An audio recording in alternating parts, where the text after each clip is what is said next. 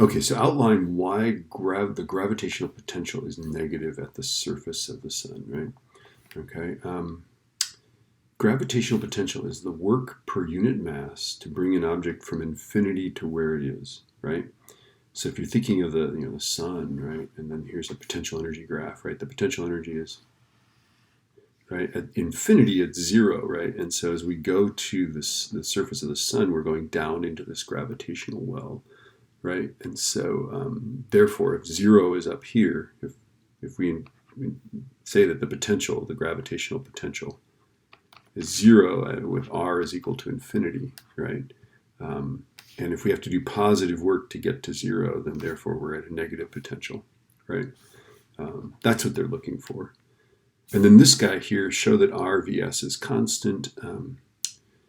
This isn't that hard. So vs is equal to minus gm over r, right? This is just the definition of gravitational potential, right?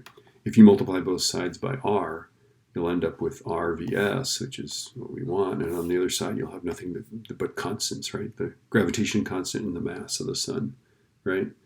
Okay. Now, by the way, at this point, you can figure out the mass of the sun if you want to. This will be handy later. Okay. If you want to figure out the mass of the sun, you know that r vs, right?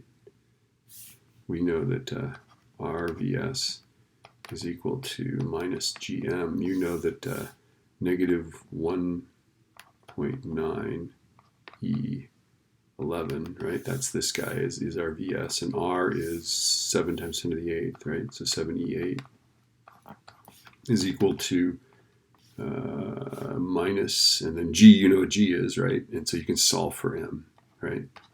So plug in for G, solve for M, and you'll get the mass of the sun, and it'll be very handy later, okay?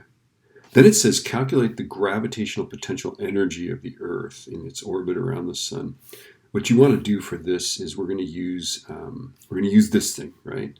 We're going to go radius where this on the surface of the sun, right, times the potential at the surface is equal to the radius where the Earth is away from the sun, right? The Earth is here, the surface of the sun is here, right? Times the potential of Earth, right? And you know that this is the V at the surface of the sun is this, right? You know that the radius, your distance from the center is that. We know that the radius for Earth is this. And then you can solve for the potential at where the Earth is, right, due to the sun.